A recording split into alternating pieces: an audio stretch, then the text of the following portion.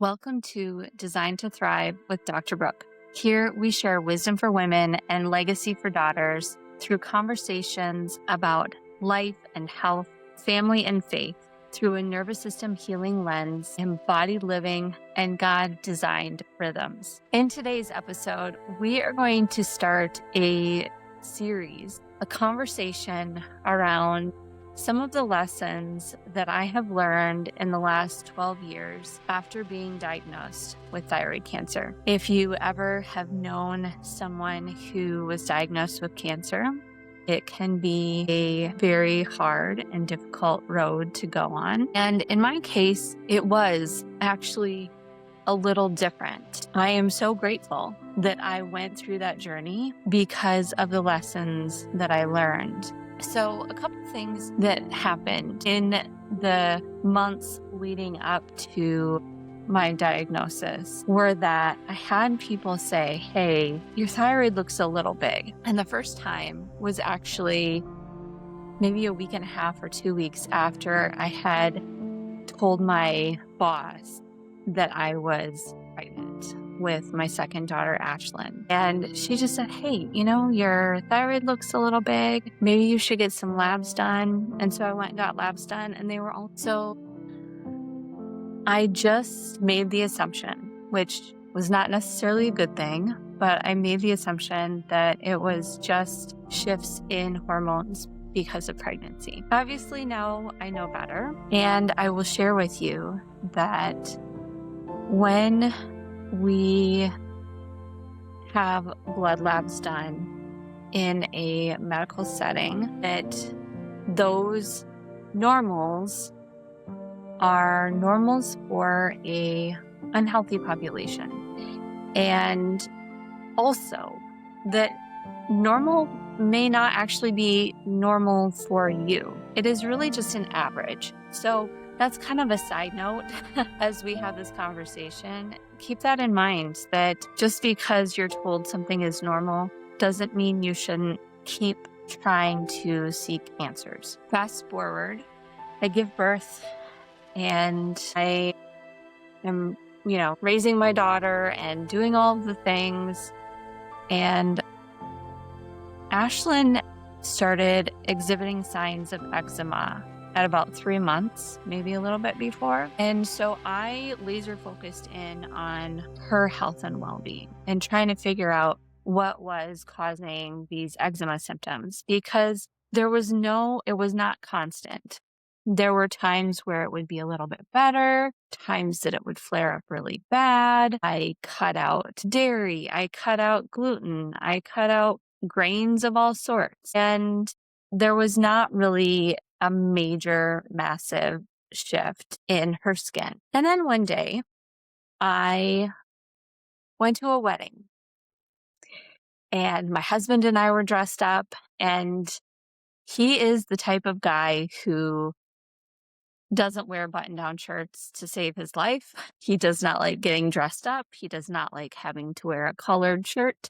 And so I took advantage and had a picture of us taken. And when I saw that picture, I realized, oh, my thyroid has gotten really big. So for me, one of the lessons was we need to take a look in the mirror. There are some times where our symptoms are really just almost like that check engine light. They're waking us up, alerting us to what something is going on. Something is not quite right. And they're really just signals.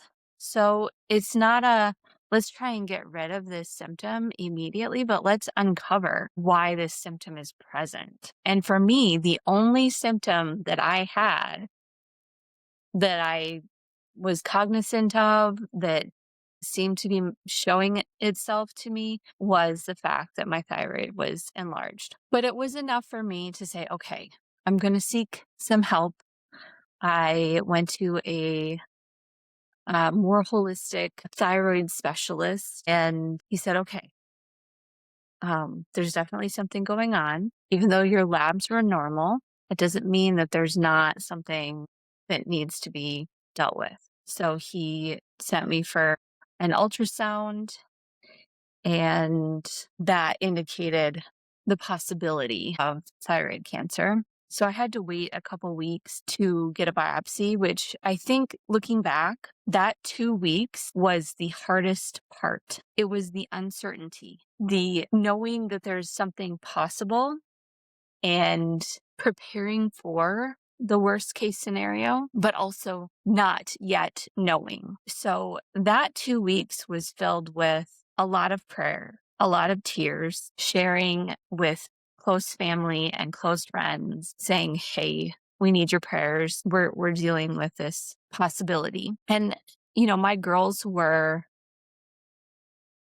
18 months and not yet 8. And so they were young. And here I am, a wife, a mom, and facing the possibility of what life could look like for them if I was not around. So again, these kind of health challenges, it doesn't have to be cancer, it can be a severe autoimmune disease that really limits you. It really can be so many different things where you are facing a an incredible challenge in your health that impacts others. And I had to look in the mirror and basically just say, okay, like I was so laser focused on my daughter's symptoms that I was missing the big picture. And once I was diagnosed, I realized that her symptoms were actually because of the inflammation in my body being passed to her, which was a hard pill to swallow. There had been a period of time when I was more focused on Ashlyn's health and trying to figure out what was causing her eczema that my mother-in-law suggested that she was allergic to my breast milk. And I just said, you cannot convince me of that fact. You cannot convince me of that because we are designed to do this. We're designed to grow, birth, and care for our babies. And so then when I was diagnosed, it was like, okay, well, she wasn't allergic to my breast milk, but my breast milk was incredibly inflammatory and was causing an inflammatory response in her body. One of the second things that I learned in the very beginning of this journey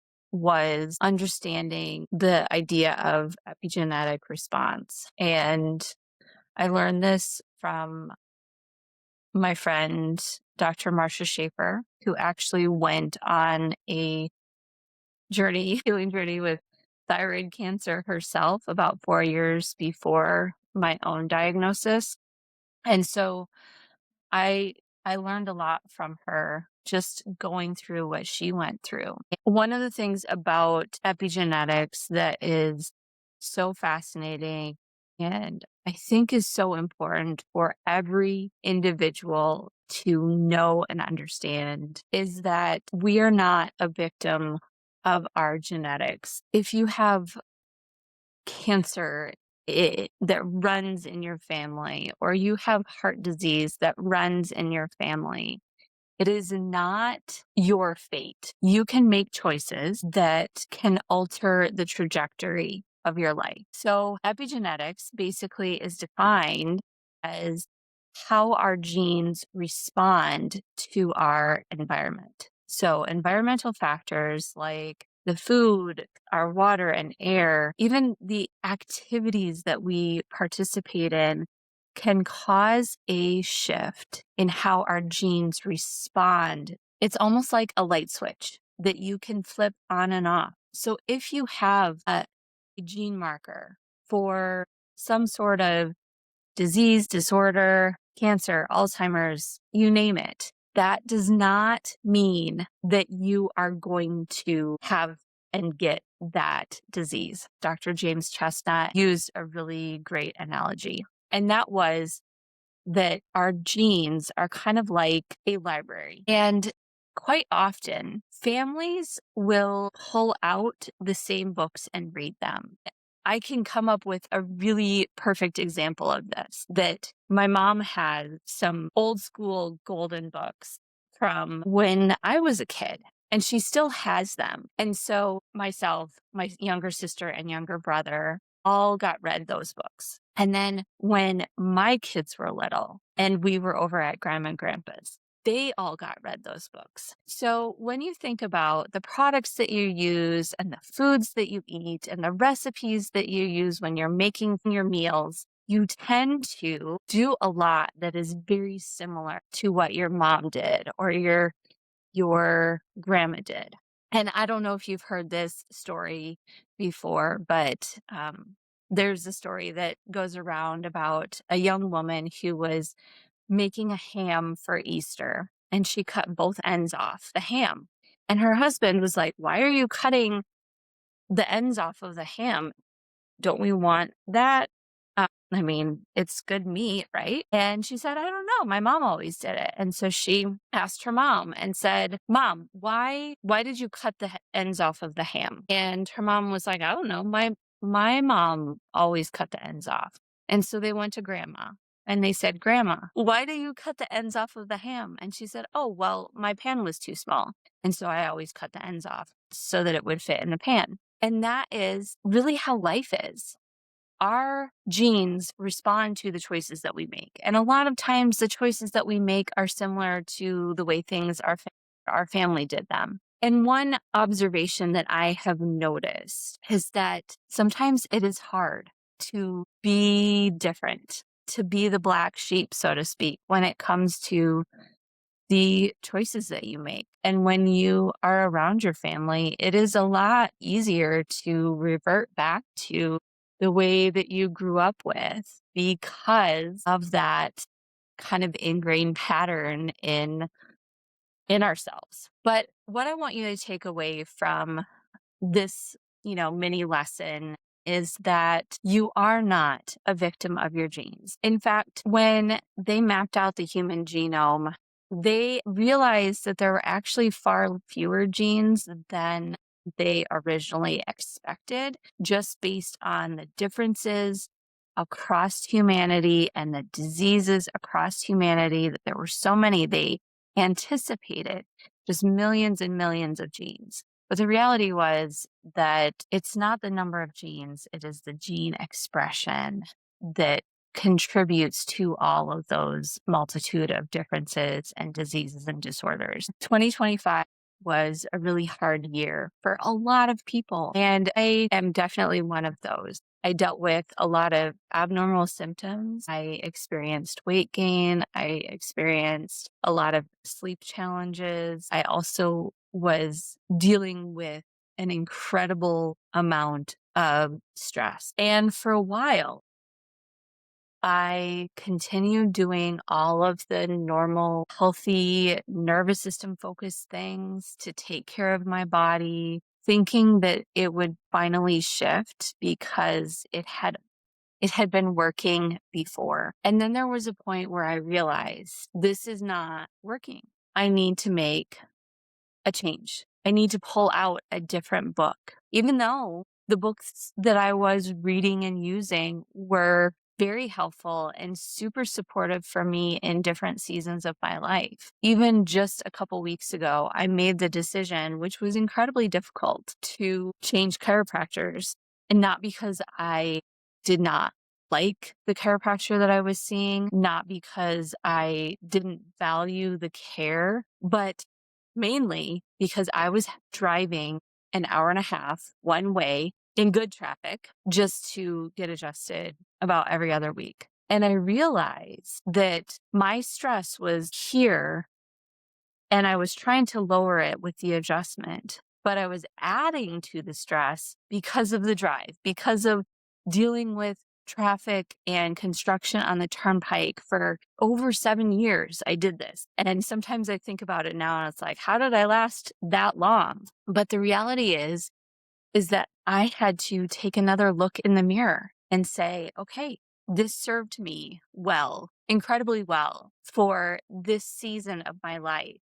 But now I need something different. And there are times where that look in the mirror is difficult. I recently also, had to take a look in the mirror and say, what is it that I truly love? And I love chiropractic. I love caring for people, but I don't always love the day in and day out adjusting and doing notes and things like that. And that was a really hard look in the mirror to admit that that may not be my life's greatest purpose and mission, but that I love teaching and speaking more. And what lights me up and inspires me and fulfills me. And honestly, that is one of the reasons why I am starting this podcast. So that look in the mirror, again, was difficult. But what happened was that it facilitated a shift in my life.